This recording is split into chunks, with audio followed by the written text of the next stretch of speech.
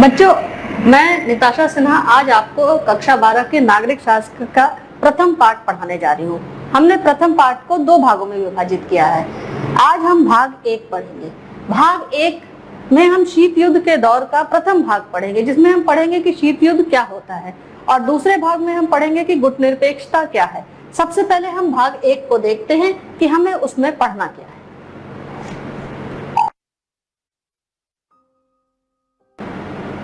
सबसे पहले हम शीत युद्ध की पृष्ठभूमि जानेंगे कि पृष्ठभूमि आखिर शीत युद्ध शुरू क्यों हुआ, उसके बाद उसके अर्थ एवं परिभाषा। बहुत कुछ जानना है शीत युद्ध के बारे में कि इस शब्द का उद्गम कहां से हुआ और कहां से सारे लोग इसके बारे में बातें करने लगे। तीसरा, शीत युद्ध का कारण क्या था, आखिर क्यों शीत युद्ध होने लगा, आखिर ऐसी कौन सी वैमनस्यता इस विश्व में छा गई कि हम सब परेशान होकर शीत युद्ध के बारे में बातें करने लगे।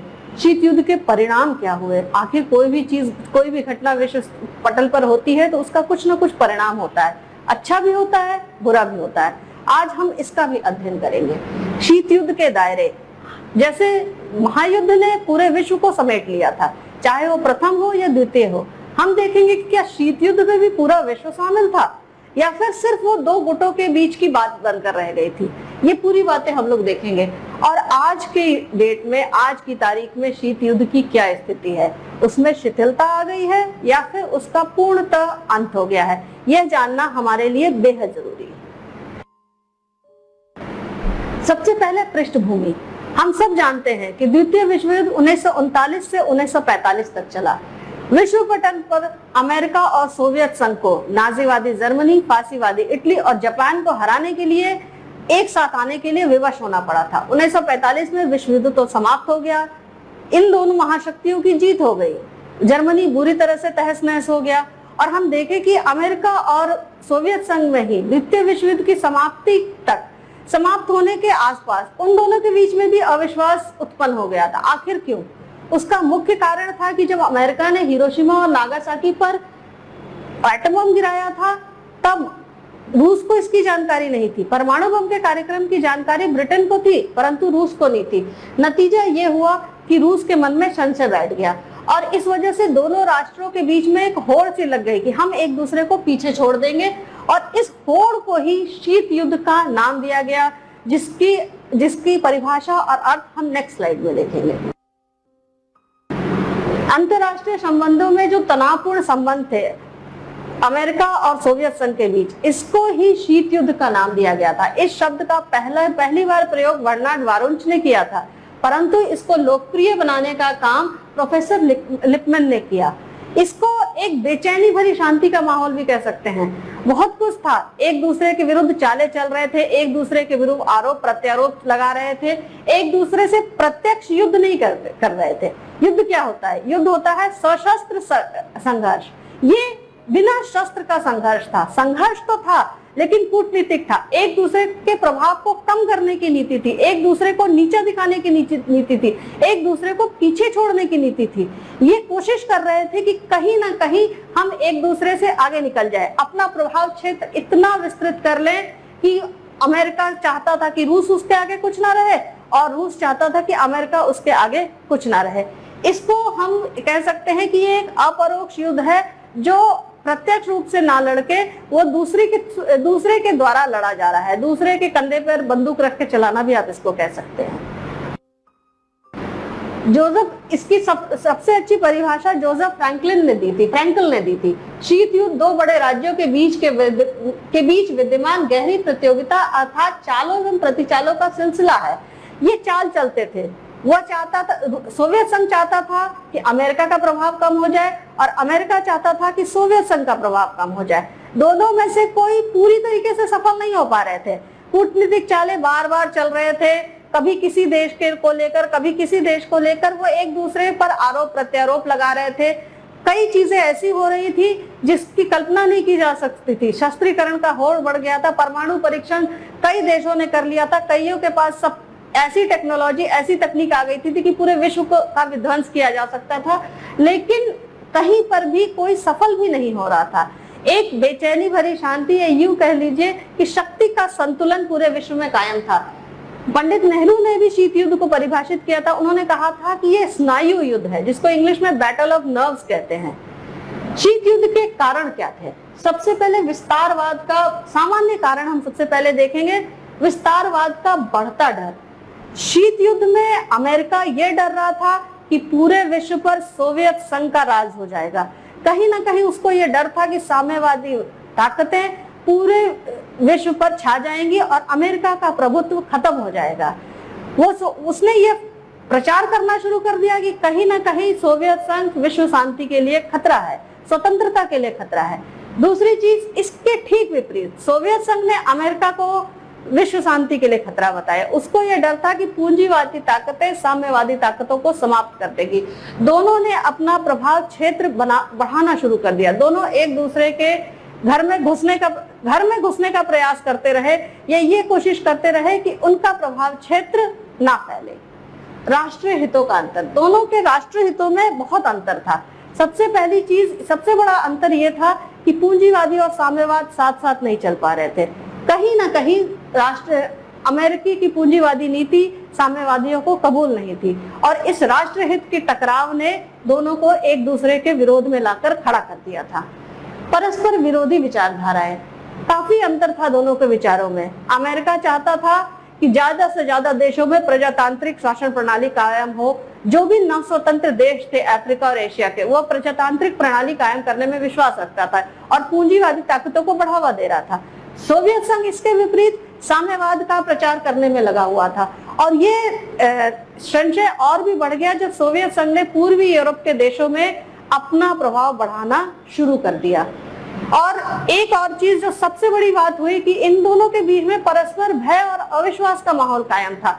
दोनों ये नहीं सोचते थे कि अगर कोई बढ़ भी जाता है तो उससे दूसरे को नुकसान नहीं है। वो हमेशा ये माने बैठे थे कि नहीं, अगर वो बड़ा हो गया तो हमको जरूर नुकसान पहुंचाएगा। और ऐसी कई घटनाएं विश्व पटल पर हुई जिसका अध्ययन अभी आगे करेंगे, जिसकी वजह से सोवियत संघ और रूस में वैमनस्यता बढ़ती ही चली गई, कहीं पर कम नहीं हुई।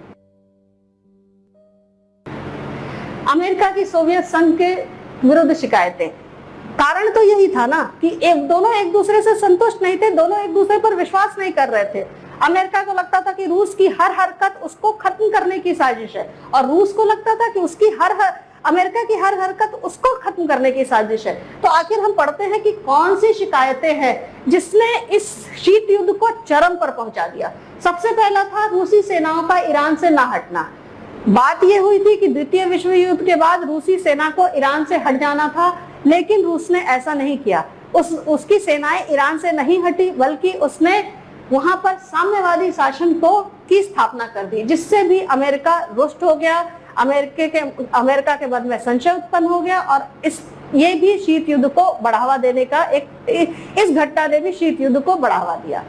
तुर्की पर रूसी दबाव, तुर्की पर अमेरिका चाहता था कि पूंजीवादी व्यवस्था कायम हो और एक प्रजातांत्रिक सरकार हो, लेकिन रूस ने दबाव डालकर तुर्की में साम्यवादी शासन की स्थापना कर दी, जिसकी वजह से भी अमेरिका के मन में संशय उत्पन्न हो गया।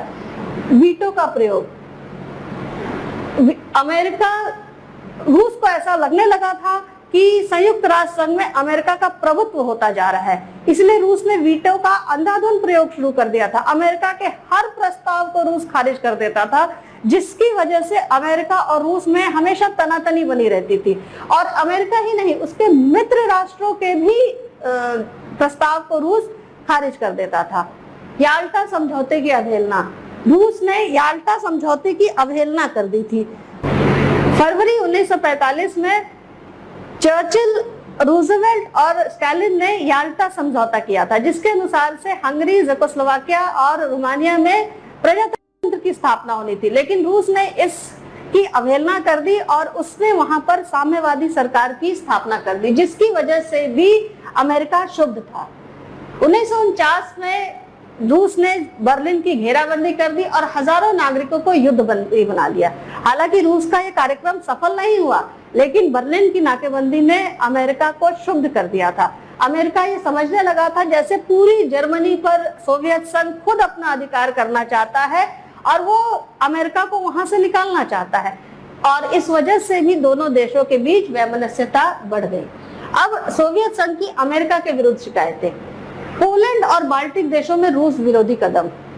द्वितीय विश्व युद्ध की समाप्ति के बाद रूस ने पोलैंड तथा बाल्टिक देशों पर के कुछ हिस्सों पर अपना कब्जा कर लिया था और वो चाहता था कि अमेरिका उस स्थिति को स्वीकार कर ले, लेकिन अमेरिका इसके लिए जरा भी राजी नहीं था, बल्कि वो स्थिति को स्वीकार नहीं कर रहा था। और बाल्टिक देशों के जो दूतावास थे उसको वॉशिंगटन में उसने बनाए रखा था, जो कि रूस को स्वीकार नहीं था, और इससे भी वैमनस्यता बढ़ गई थी। सोवियत विरोधी प्रचार अभियान, ब्रिटिश सेनाओं में एक बात फैला दी गई थी कि सोवियत सेना सही नहीं है, अर्थात सोवियत सेना या साम्यवादी विचारधारा के खिलाफ एक कट्टरता या कटुतापूर्ण प्रचार अभियान चल रहा था। यह बात जब रूस को पता चली तो वो उससे काफी नाराज था, उसने इसका विरोध भी किया, लेकिन ब्रिटिश सेनाएं नहीं मानी थी। युद्ध के दौरान पश्चिमी मोर्चा खोलने में देरी, स्टालिनग्राड पर जब जर्मनी ने आक्रमण किया था तो सोवियत संघ इस उम्मीद में था कि अमेरिका तथा अन्य मित्र राष्ट्र उसकी सहायता करेंगे, लेकिन ऐसा नहीं हुआ। अमेरिका ने पश्चिमी मोर्चा तभी खोला जब उस पर आक्रमण हुआ, जिसकी वजह से रूस को जनधन की काफी हानि उठानी पड़ी थी। रूस काफी शुभ था इससे कि अगर पश्चिमी मोर्चा थोड़ा पहले खोला जाता तो शायद रूस में जितनी हानि हुई उतनी नहीं होती। और परमाणु बम का रहस्य गुप्त रखना, परमाणु बम के रहस्य को गुप्त रखा अमेरिका ने। जब हिरोशिमा और नागासाकी पर परमाणु बम गिराया गया तो ये बात ब्रिटेन को और कुछ अन्य मित्र राष्ट्रों को मालूम थी, लेकिन सोवियत संघ को नहीं, इसकी जानकारी नहीं थी। सोवियत संघ इस बात से संशय में आ गया कि इतनी बड़ी बात अमेरिका ने छुपा कर रखी, जो कि उसके हिसाब से सही नहीं था। अगर आप एक दोस्त की तरह साथ दे रहे थे तो किसी बात में कोई पर्दा नहीं होना चाहिए था। इससे भी इन दोनों के बीच वैमनस्यता बढ़ गई थी। लैंड लीज सहायता बंद कर देना, रूस को जो लैंड लीज सहायता दी जा रही थी उससे अमेरिका पहले भी संतुष्ट नहीं था, और उसने जो है लैंड लीज सहायता प्रेसिडेंट ट्रूमैन ने, राष्ट्रपति ट्रूमैन ने उसको बंद कर दिया, जो रूस को बिल्कुल भी स्वीकार नहीं था, क्योंकि वो चाहता था कि उसे सहायता मिलती रहे जिससे वो अपना सामाजिक, राजनीतिक, आर्थिक विकास करता रहे। शीत युद्ध के परिणाम, कोई भी घटना जब विश्व पटल पर होती है तो उसका कुछ ना कुछ परिणाम जरूर होता है। उसका कुछ सकारात्मक परिणाम भी होता है, उसका कुछ नकारात्मक परिणाम भी होता है। हम सबसे पहले देखेंगे कि शीत युद्ध का एक बहुत ही अच्छा सकारात्मक परिणाम था, वो था एशिया और अफ्रीका में नए स्वतंत्र देशों का उदय। एशिया और अफ्रीका के देश स्वतंत्रता की लड़ाई कई सालों से लड़ रहे थे, रादर ये कहा जाए कि सदियों से लड़ रहे थे, लेकिन उनको सफलता नहीं मिली थी। जब विश्व युद्ध के बाद एकदम से परिस्थिति बदली तो रूस ने, सोवियत संघ ने इनके स्वतंत्रता का समर्थन किया। उसने कहा कि यूरोप के देश जो कि एशिया और अफ्रीका के देशों पर कब्जा जमाए बैठे हैं और पूंजीवादी ताकतें इनको अपना उपनिवेश बनाए बैठी है, वो इनको छोड़े। और इस वजह से सोवियत संघ के समर्थन से कहीं ये एक फायदा ये हुआ कि एशिया और अफ्रीका के कई देश स्वतंत्र हो गए और इनको आजादी मिली और विश्व पटल पर कई नए देशों का उदय हुआ। गुट निरपेक्ष आंदोलन का विकास, जो नया स्वतंत्र देश होता है वो नए बच्चे की तरह होता है जो अभी अभी चलना सीखा हो। अगर उसको दौड़ने के लिए कहा जाए या हमेशा उसको खींचा जाए तो वो शायद कभी सही चल ही ना पाए। ऐसी स्थिति थी इस एशिया और अफ्रीका के नए स्वतंत्र देशों की। वो चाहते थे कि जो भी उनका संसाधन है उसकी बर्बादी ना हो, वो चाहते थे कि उस संसाधन का सही उपयोग हो और वो अपने सामाजिक राजनीतिक विकास करते रहे और इस हथियारों की होड़ से कहीं दूर हट जाए। और इसलिए उन्होंने एक नए आंदोलन की शुरुआत की जिसमें वो दोनों महाशक्तियों से दूर थे, सोवियत संघ से भी और अमेरिका से भी, और उसका नाम दिया गया गुट निरपेक्ष। ये गुट सापेक्ष ना होकर गुट निरपेक्ष थे और ये दोनों ही महाशक्तियों से समान दूरी पर थे और दोनों से ही मैत्री संबंध बनाकर रखे थे। सैन्य सुरक्षा संगठन, ये दोनों एक नकारात्मक प्रभाव है शीत युद्ध का कि एक दूसरे को कमजोर करने के लिए चाहे महाशक्ति अमेरिका हो या सोवियत संघ हो, दोनों ने सैन्य संगठन बनाना शुरू कर दिया। नाटो, सीएटो, सेंटो जैसे संगठन अमेरिका ने बनाए तो वार्सो पैक्ट रूस ने किया। ये दोनों देशों को गुट में बना लेते थे कि अगर एक पर आक्रमण होगा तो सब मिलकर उसका जवाब देंगे। इससे विश्व में तीसरे विश्व युद्ध की एक संभावना सी बन गई थी। लोग डर गए थे कि अरे अगर ऐसा हुआ तब तो पूरा विश्व एक बार फिर से मिल जाएगा। और इसमें शामिल हो जाएगा और सबको बराबर का नुकसान होगा। और ये सैन्य सुरक्षा संगठन विश्व के लिए खतरा भी बन गए थे। शस्त्रीकरण की होड़, अगर हम किसी को डराना चाहते हैं तो हम कोशिश करते हैं कि उससे बड़ा हथियार हमारे पास हो, और जैसे कहते हैं ना, छोटी लकीर और बड़ी लकीर, कोई अंत नहीं है। दुनिया की सबसे बड़ी लकीर कहीं नहीं खिंची हुई है। शस्त्रीकरण की होड़ शीत युद्ध का एक बहुत बड़ा परिणाम था। अगर अमेरिका ने एक पर्टिकुलर पावर का न्यूक्लियर बम या परमाणु बम बना लिया तो सोवियत संघ ने उससे बड़े पावर का बना लिया। ऐसे करके शस्त्रीकरण की होड़ बढ़ती ही चली जा रही थी, कहीं कोई रोक नहीं हो पा रहा था, और इसकी वजह से विश्व का जो संसाधन था वो सब शस्त्र बनाने में यूज हो रहा था, प्रयोग हो रहा था। कहीं पर भी शस्त्रीकरण में कहीं कोई रोक नहीं आ पा रही थी और संसाधन की बर्बादी बहुत हो रही थी। शीत युद्ध के दायरे, सबसे पहले शीत युद्ध किन किन कारणों से फैला ये हमने देखा। आप देखेंगे कि शीत युद्ध का दायरा क्या है। बर्लिन की घेराबंदी एवं जर्मनी का विभाजन। जब सोवियत संघ ने बर्लिन की घेराबंदी कर ली और नागरिकों को बंदी बना लिया था, तो अमेरिका बिल्कुल ही सामने आकर खड़ा हो गया और ऐसा लग रहा था कि इस मैटर पे, कहीं इस मुद्दे पर दोबारा युद्ध न छिड़ जाए। युद्ध की संभावना तो नहीं हुई, लेकिन जर्मनी को दो भागों में विभाजित कर दिया गया। पूर्वी जर्मनी पर सोवियत संघ का और पश्चिमी जर्मनी पर अमेरिका का कब्जा हो गया। इस तरह से इन दोनों की वैमनस्यता की मार जर्मनी पर भी पड़ी और जर्मनी दो भागों में विभाजित हो गया। कोरिया संकट, ठीक वैसा ही कोरिया के साथ भी हुआ। कोरिया, उत्तर कोरिया सोवियत संघ के साथ था और दक्षिण कोरिया जो था वो अमेरिका के साथ था।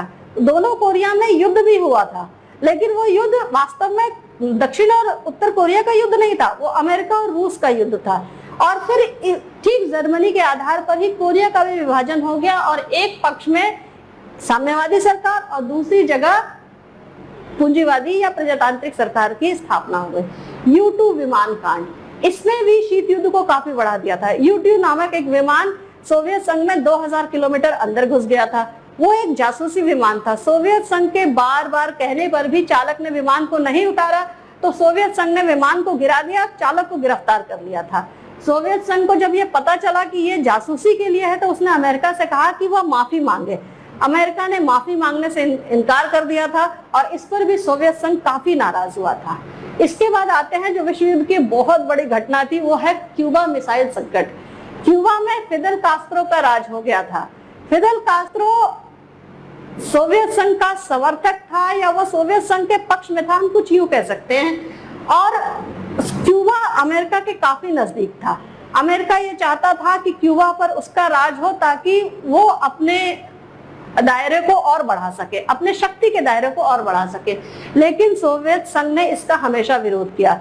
अमेरिका ने क्यूबा पर कुछ बम भी बरसाए, एक आक्रमण की भी कोशिश करी, तो सोवियत संघ ने क्यूबा पर अपना सैनिक अड्डा बना लिया और मिसाइलें तैनात कर दी। ऐसा लग रहा था कि क्यूबा पे जो मिसाइल संकट आया है, क्यूबा का जो संकट है वो अमेरिका और रूस को बिल्कुल आमने सामने खड़ा कर देगा। लेकिन कहीं पर क्रुश्चेव की समझदारी, या यूं कह लीजिए फिदेल कास्त्रो, क्रुश्चेव और अमेरिका के राष्ट्रपति ने मिलकर इस समस्या का समाधान किया और क्यूबा मिसाइल संकट टल गया। सोवियत संघ ने भी अपनी मिसाइलें हटा ली और सैनिक अड्डे बंद कर दिए और क्यूबा पर फिदेल कास्त्रो का शासन बना रहा। वियतनाम युद्ध और भारत पाक युद्ध, वियतनाम पर भी अमेरिका ने आक्रमण किया था जिसका विरोध सोवियत संघ ने किया। वियतनाम पर भी सोवियत संघ और अमेरिका आमने सामने आ गए थे। इस युद्ध में अमेरिका की हार हुई और अमेरिका के हटते ही इस समस्या का भी समाधान हो गया था। भारत पाक युद्ध में भी अमेरिका ने भारत का विरोध किया और सोवियत संघ ने भारत का समर्थन किया था। संयुक्त राष्ट्र संघ में जब यह मुद्दा उठा तो अमेरिका ने पाक का ही समर्थन किया था। उस वक्त ऐसी परिस्थिति थी कि अमेरिका और सोवियत संघ दोनों भारत पाक मुद्दे पर भी आमने सामने आ गए थे, परंतु कुछ समझदारी की वजह से युद्ध हर बार टलता चला गया। अफ्रीका में महाशक्तियों का टकराव। अफ्रीका एक ऐसा देश था जहां संसाधन की कमी नहीं थी लेकिन तकनीक नहीं था। सब लोग ये कोशिश कर रहे थे कि जो नव स्वतंत्र देश अफ्रीका के हैं उन पर हम जाकर वहां पर कब्जा जमा लें या उनको अपने फेवर में कर लें ताकि वहां के संसाधन का प्रयोग दोनों महाशक्ति अपने देश की तरक्की के लिए कर सके, परंतु ऐसा संभव नहीं हो पा रहा था। और क्योंकि वहां पर दोनों के बीच काफी टकराव हुआ था, अंगोला जैसे देश में जहां सोवियत संघ आ रहा था वहां अमेरिका भी आना चाह रहा था। इन अफ्रीका के नव स्वतंत्र देश को लेकर भी दोनों पक्षों में काफी टकराव हुआ था। शीत युद्ध, ये जानने की कोशिश करेंगे कि शीत युद्ध में शिथिलता क्यों आई और उसका अंत क्यों कैसे हुआ। सबसे पहले अमेरिका और सोवियत संघ दोनों ये बात समझ चुके थे कि लड़ते लड़ते इस लड़ाई का कोई अंत नहीं था, लड़ते लड़ते वो भी थक गए थे। उनके वैचारिक संघर्ष में कहीं ना कहीं शिथिलता आ गई थी। कोई भी देश ना तो पूर्ण पूंजीवादी हो सकता था ना पूर्ण साम्यवादी, और दोनों के बीच एक अस्तित्व की नीति होनी चाहिए। अमेरिका के कई मित्र देश साम्यवादी देशों के से उनकी मित्रता हो गई थी, वो उनके दोस्त हो गए थे, और उन दोनों के बीच में भी तकनीकी सहयोग बढ़ता जा रहा था। नतीजा ये हुआ कि जो वैचारिक संघर्ष चल रहा था कि राइट और लेफ्ट का, वो धीरे धीरे करके समाप्त होने लगा था, और अमेरिका और रूस भी इस चीज को समझ चुके थे कि गुटबाजी अब बहुत दिन तक नहीं चलेगी, और उन दोनों ने अपने अपने विचारों में जो कट्टरता थी उसका धीरे धीरे करके परित्याग करना शुरू किया था। गुट निरपेक्ष देशों की भूमिका, यह एक बहुत बड़ा कारण था शीत युद्ध की समाप्ति का। दोनों महाशक्तियों ने तो विश्व को दो भागों में बांटने की पूरी कोशिश की थी, लेकिन एक तीसरी दुनिया के देश निकलकर सामने आए। उन्होंने यह समझ लिया कि हमें किसी न किसी तरह विश्व को तीसरे विश्व युद्ध की विभीषिका से बचाना है, और इसके लिए उन्होंने पुरजोर कोशिश की। उन्होंने दोनों महाशक्तियों से समान दूरी का सिद्धांत अपना लिया। दोनों गुट निरपेक्ष देशों ने दोनों को अलग थलग कर दिया, अपने से दूर कर दिया, और दोनों से मैत्री करी। तकनीकी सहयोग सबसे लेते रहे, दोनों से लेते रहे, लेकिन उनका किसी गलत काम में साथ देने से मना कर दिया। उनका ये कहना था कि हम आपके कहने पर नहीं चलेंगे, हम आपके कहने पर किसी से लड़ेंगे नहीं, हम आपके कहने पर किसी की मदद कर सकते हैं लेकिन किसी से लड़ेंगे नहीं। गुट निरपेक्ष देशों की इस असंलग्नता की नीति ने अमेरिका और सोवियत संघ दोनों को यह एहसास दिला दिया कि कहीं ना कहीं विश्व के काफी सारे देश उनका साथ छोड़ रहे हैं। जहां बेलग्रेड सम्मेलन में सिर्फ 25 देशों ने गुट निरपेक्ष सम्मेलन में भाग लिया था, वहां जब अजरबैजान में सम्मेलन हुआ तो 120 देश उसमें भाग ले रहे थे। तो विश्व का एक बहुत बड़ा हिस्सा ना तो अमेरिका के साथ था ना सोवियत संघ के साथ था। इस वजह से भी शीत युद्ध जो था वो कुछ देशों में सिमट गया और अंततः समाप्त हो गया। आर्थिक कारण, ये अमेरिका भी समझ चुका था, सोवियत संघ भी समझ चुका था कि विश्व के संसाधन काफी हद तक सीमित है। एक ना एक दिन उनका अगर हम अति उपयोग करेंगे तो वो समाप्त हो जाएंगे। अमेरिका को भी डर था कि कहीं उसकी आर्थिक प्रगति रुक ना जाए। हो सकता है रूस के मित्र राष्ट्रों के पास ऐसे तकनीक हो जो उसके पास नहीं हो। रूस भी ये समझ चुका था कि उसके भी संसाधन एक दिन खत्म हो सकते हैं, और उसको भी वो तकनीक ना प्राप्त हो जो शायद पूंजीवादी शक्तियों के पास हो। दोनों ने मिलकर इस चीज को समझा और ये समझ में आ गया कि संसाधनों को शस्त्र पर नष्ट करने से अच्छा है कि संसाधनों को विकास पर नष्ट किया जाए। अगर हमारे पास इतना ही लोहा है तो उसका प्रयोग हम या तो बंदूक बनाने में करें या पुल बनाने में, और बंदूक बनाने से कहीं बेहतर है पुल बनाना। और जब ये दोनों महाशक्ति इस बात को समझने लगे तो शीत युद्ध में धीरे धीरे शिथिलता आनी शुरू हुई, और कहीं ना कहीं दोनों के बीच भी पारस्परिक सहयोग एवं मैत्री की शुरुआत हो गई। परमाणु हथियारों पर नियंत्रण, परमाणु हथियार सृजन का कोई तरीका नहीं है। परमाणु हथियार अगर कभी कुछ भी करेंगे तो विध्वंसी करेंगे, संहारी करेंगे। ये बात जब एक दूसरे को नीचा दिखाने की होड़ में थे तो ना अमेरिका समझ पा रहा था ना रूस समझ पा रहा था, लेकिन इसको बनाने के बाद इनके बेकार होने की ये समझ में आ गया इनको कि ये बहुत काम की चीज नहीं है। युद्ध कभी होगा नहीं अगर, तो ये ऐसे ही पड़े रहेंगे और उनके संसाधन का अपव्यय हो रहा है, बर्बादी हो रही है। तो वो समझ गए कि इन हथियारों को या तो नष्ट किया जाए या अब और आगे ना बनाया जाए, और इन पर परमाणु हथियारों पर अधिक नियंत्रण कर लिया जाए। और उसके लिए सोवियत संघ और अमेरिका एक बहुत ही सकारात्मक दृष्टि के साथ एक दूसरे के साथ विश्वास कायम करके साथ आए, और उन्होंने कई संधियां की। उसमें सबसे प्रमुख संधि है 1963 की सीमित परमाणु परीक्षण संधि, 1968 की परमाणु अप्रसार संधि, 1991 की सामरिक अस्त्र न्यूनीकरण संधि। इसके अलावा भी कई संधियों पर हस्ताक्षर किए जिसमें यह फैसला लिया गया कि धीरे धीरे करके वो अपने परमाणु हथियार को नष्ट करेंगे और परमाणु परीक्षण कम से कम करेंगे। और इस वजह से भी शीत युद्ध जो है वो धीरे धीरे कम हुआ, क्योंकि शीत युद्ध का आधार ही रूस और अमेरिका के बीच की वैमनस्यता थी। जब वो कम होने लगी तो शीत युद्ध अपने आप ही कम होता चला गया। उसके बाद जो एक बहुत ही प्रमुख घटना थी वो था सोवियत संघ का विघटन। सोवियत संघ में का विघटन 1991 में हो गया। मिखाइल गोर्बाचोव ने सोवियत संघ के विघटन की घोषणा कर दी। जो विश्व दो ध्रुव का था, जहां शक्ति के दो केंद्र थे, वो अब एक केंद्र बनकर रह गया, अमेरिका। सोवियत संघ कमजोर नहीं हुआ था, लेकिन वो विघटित हो गया था। साम्यवादी ताकतों का कहीं ना कहीं एक तरह से कम हो गई थी और कहीं ना कहीं अंत भी हो गया था। रूस में भी एक प्रजातांत्रिक सरकार की स्थापना होने लगी और इसके साथ ही सोवियत संघ का अंत हो गया और रूस नाम के गणराज्य की स्थापना हुई। और जब सोवियत संघ खत्म हो गया, तब जाके एक विश्व एक ध्रुवीय हो गया और शीत युद्ध की समाप्ति हो गई।